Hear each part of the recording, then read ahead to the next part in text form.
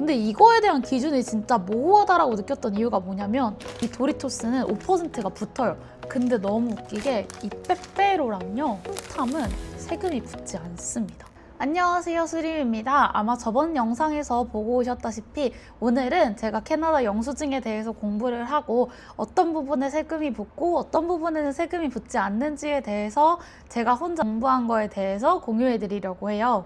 처음에 아마 캐나다에 와서 이것저것 사려고 하다 보면 여기에는 세금이 붙나 여기에는 세금이 안 붙나 이런 걱정을 되게 많이 하실 거거든요. 저도 한국에 살 때는 아무래도 이런 세금 걱정을 하면서 물건을 산 적이 없다 보니까 처음에 캐나다 와서 물건을 사는 것 자체 하나하나가 다 무섭더라고요.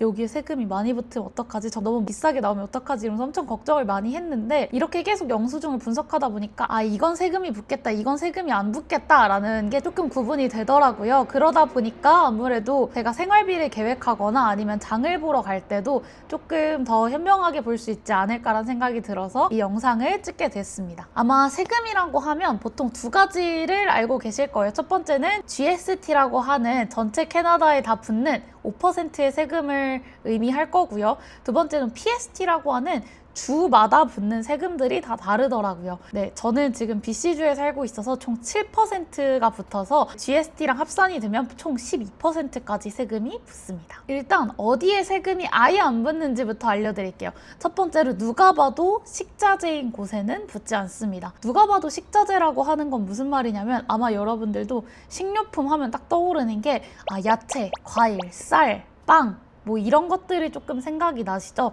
네, 맞습니다. 그런 부분에 대해서는 세금이 붙지 않고요. 치즈, 땅콩버터, 빵, 뭐 요거트, 시리얼, 우유 이런 데에도 세금이 붙지 않습니다. 추가적으로 주스 같은 거에도 붙지 않아요. 근데 조금의 단점이 있는데 뭐냐면 우유나 주스 같이 뭔가 병에 들어있다. 이 병이 유리병이 아니라요. 종이팩이 될 수도 있고요. 아니면 그냥 플라스틱 병이 될 수도 있고 상관없어요. 그냥 이렇게 어디 팩에 들어있고 뭔가 그렇다 하면 이 영수증을 보여드리겠지만 이 영수증에 뭐라고 나와 있냐면 리사이클링 피랑 그리고 디파짓이라고 나와 있거든요. 디파짓은 이 병에 해당하는 약간 보증금 같은 거라고 생각하면 되고 한국으로 치면 약간 맥주병, 소주병 뭐 100원, 160원 주고 팔잖아요. 약간 그런 맥락이라고 생각하시면 돼요. 그리고 이 리사이클링 피는 뭐냐면 재활용을 하는 데에 드는 비용? 이라고 하더라고요. 다행히 지금 제가 우유나 주스를 사는 데 있어서는 이 리사이클링 피가 굉장히 적어서 세금을 따로 붙이지는 않는데 충격적이게 이 리사이클링 피에도 세금이 붙습니다. 네, 두 번째로 세금이 안 붙는 거는 조리용 가공식품이에요. 저는 사실 가공식품에는 당연히 이게 환경을 이렇게 생각하는 뭐 리사이클링 피까지 붙여가면서 환경을 생각하는 나라니까 당연히 가공식품? 이거 너무 많은 일회용들 이래서 좀 당연히 세금이 붙을 거라 생각했는데 놀랍게도 아무것도 붙지 않더라고요. 이게 라면에도 안 붙고요. 그리고 그냥 봉투에 들어있는 것들 뭔가 한국으로 치면 약간 그 떡볶이 밀키트 있잖아요. 막 뭐 국물 떡볶이 이러면서 이렇게 파는 거 그런 거에도 안 붙고요. 막 당연히 토마토 소스나 막 파스타면 이런 거에도 당연히 안 붙습니다. 그래서 저는 이 조리용 가공식품을 뭐라고 조금 분류를 해서 생각을 했냐면요. 내가 집에서 조금이라도 뭔가 조리를 해야 된다. 내가 불이든 아니면 물이든 뭐를 사용해서 조리를 해서 먹어야 되는 음식이다 하면 세금이 붙지 않습니다. 그리고 세 번째로는요. 여성용품에도 붙지 않아요. 이런 생리대나 탐폰 이런 것들에도 세금이 붙지 않기 때문에 그나마 조금 다행이라고 생각할 수 있었습니다. 그 다음으로는요. 딱 5%만 붙는 항목들인데요. 이 5%만 붙는 항목들은 뭐냐면 보통 간식류라고 생각하시면 돼요. 식료품은 무조건 먹어야 되는 거잖아요. 근데 사실 우리 간식은 무조건 안 먹어도 상관은 없잖아요. 그래서 걔네들 같은 경우는 5%의 세금이 붙습니다.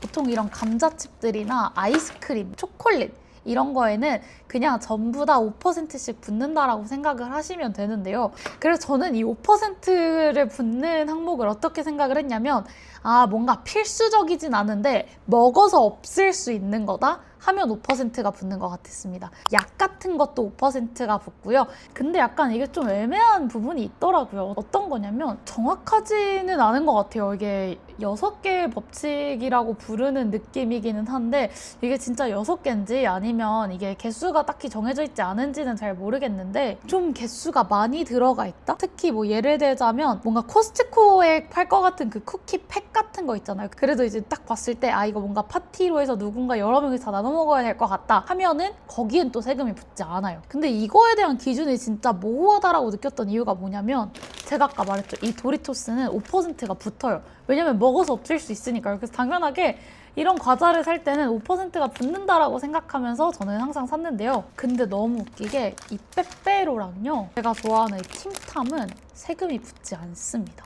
이게 왜 안 붙는지를 조금 생각을 해봤을 때 팀탐을 혹시 먹어보셨을지는 모르겠지만 팀탐은 사실 안에가 이렇게 여러 개의 과자가 들어있는 느낌이거든요. 아, 이래서 안 붙는 건지 뭔지는 잘 모르겠지만 팀탐도 세금이 붙지 않았고요.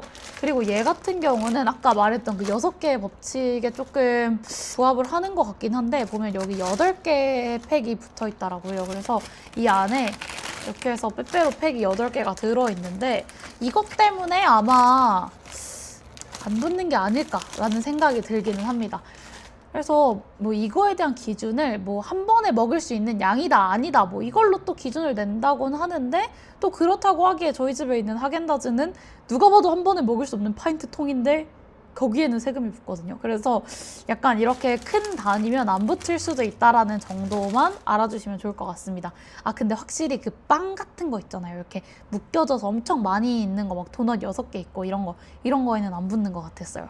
네, 그래서 이제 5% 붙는 것 중에 한 가지를 더 말씀드리면 뭐가 있냐면 외식비예요. 말했죠. 먹어서 없앨 수 있다? 보통 5%라고 생각하시면 돼요. 네, 그 다음은요. 먹어서 없앨 수 없는 소비재 같은 것들이 있잖아요.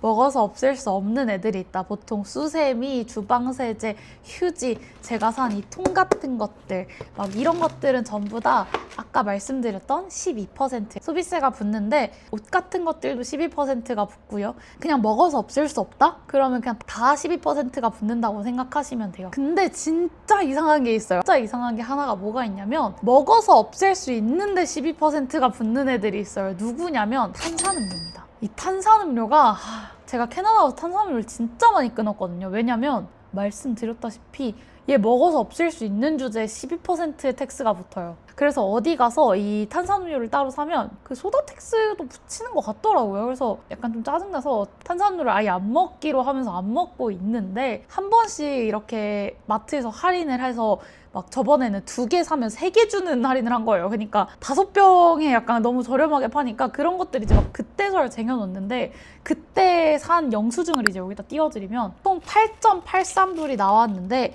여기에 보면 텍스가 붙는 게 있고 안 붙는 게 있거든요. 그래서 보면 쿼크 제로라고 하면서 B 나와 있잖아요. 이거 무슨 말이냐면 GST랑 PST 둘 다 붙는다는 소리예요. 아까 우유랑 거기에는 안 붙어있던 리사이클링 피에 G가 써있죠. 이 리사이클링 피에도 지금 GST가 붙는다는 소리입니다. 그 다음으로는 제가 사실 텍스를 가장 많이 내고 있는 포인트인 것 같아요. 가장 많이 내고 있는 포인트가 바로 술인데요. 이렇게 와인이나 아니면 사실 소주 같은 것도 많이 먹고 맥주 같은 것도 많이 먹거든요. 근데 이제 이 술 같은 경우는 세금이 15%가 붙어요.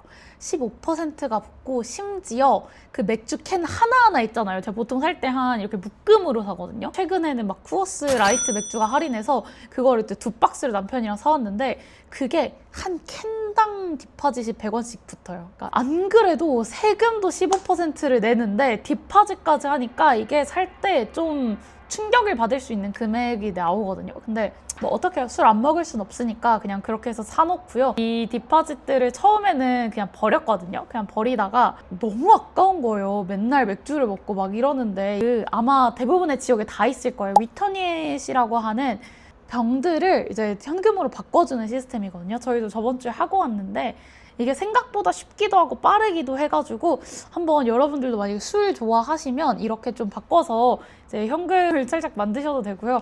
근데 약간 현타가 오는 게 한 3개월 모았거든요. 한 3개월 모았는데 저번 주에 가서 이제 이렇게 몇 묶음을 가져갔는데 저번 주에 가서 한 10불 받아왔나? 그래서 약간 저희처럼 이렇게 맥주나 이런 걸 많이 먹어서 이렇게 많이 생겼다 하면 이렇게 한 번씩 가시는 걸 좀 추천드리고 그게 아니다 하시면 보통 마트에서도 24병 정도는 그냥 그냥 받아주거든요. 그래서 그렇게 처리를 하셔도 괜찮습니다. 아, 그리고 하나 더 뭐가 있냐면 이게 가끔 이렇게 술 사러 가면 이게 이렇게 술 있고 여기 밑에 이렇게 미니어처로 하나 이렇게 붙어 있는 경우도 있을 거예요. 근데 진짜 충격적이게 그 조그만한 개도 디파짓이 있어요. 그래서 혹시 진짜 제가 말씀드린 것처럼 이렇게 교환을 하러 가실 때 꼭 그 조그만한 그 병도 버리지 말고 가지고 가셔서 디파짓으로 교환하셨으면 좋겠습니다. 그리고 한 가지 더, 이거는 그냥 팁인데요. 제가 캐나다에 올 때 운동화 같은 걸 거의 안 들고 왔어요. 그러니까 어쩌다 보니까 운동화를 따로 구입을 해야 되는 일이 생겨가지고 이렇게 신발을 사러 갔는데, 신발을 사러 갔을 때 여기는 아무래도 키즈도 되게 크게 나오고 다 그래서 막 남편이 야, 너 키즈도 맞을 것 같은데 키즈 사 이러는 거예요. 왜냐면 키즈 운동화 가격이 훨씬 쌌거든요. 그래서 그거를 이제 그럴까 이러면서 키즈 운동화를 샀는데, 키즈 운동화에는요 5%의 텍스밖에 안 붙습니다. 원래 다른 데에는 전부 다 12%가 붙는데 키즈 용품은 전부 다 5%밖에 안 붙어요. BC주에서 가계 부담을 좀 낮추기 위해서 그 아이들 용품 같은 경우에는 5%만 붙인다고 하더라고요. 그래서 신발 사셔야 될 때 키즈에서 한번 사는 것도 노려보세요. 이거 좀 나쁘지 않은 것 같았어요. 네, 그래서 오늘 일단 간단하게 제가 한 거에 대해서 설명을 드리자면, 일단 첫 번째, 우리가 밥 먹는데 무조건 먹어야 되는 식자재다, 그리고 집에서 뭔가 가공을 해서 먹어야 되는 식료품이다 하면 무조건 텍스가 붙지 않습니다. 5%의 텍스도 붙지 않아요. 아무것도 붙지 않아요. 근데 두 번째, 뭔가 무조건 필수적이진 않은데 약간 먹고 싶어하는 간식류나 아이스크림이고 먹어서 없앨 수 있는 거다, 뭐 외식비다 하면 5%의 텍스가 붙습니다. 근데 이 와중에도 너무 웃기게 이런 식으로 큰 묶음으로 들어있는다거나 코스트코처럼 이렇게 커다랗게 도넛 형식으로 많이 들어가 있는 거면 걔네들은 또 텍스가 붙지 않고요. 그리고 그 다음으로 먹어서 치울 수 없다, 먹어 치울 수 없는 애들이다 하면 12%의 텍스가 붙습니다. 그리고 마지막으로 네 번째로, 제가 정말 사랑하는 이 술 같은 경우는 세금으로 15%가 붙고요. 병당 10센트씩 디파짓도 들어가 있다라는 점 생각해 주시면 될 것 같습니다. 네, 오늘 제 영상은 여기까지고요. 제 정보가 도움이 되셨다면 구독과 좋아요 부탁드리고, 저는 다음 주 목요일 날 또 다른 영상으로 찾아오도록 하겠습니다. 오늘도 시청해 주셔서 감사합니다. 안녕.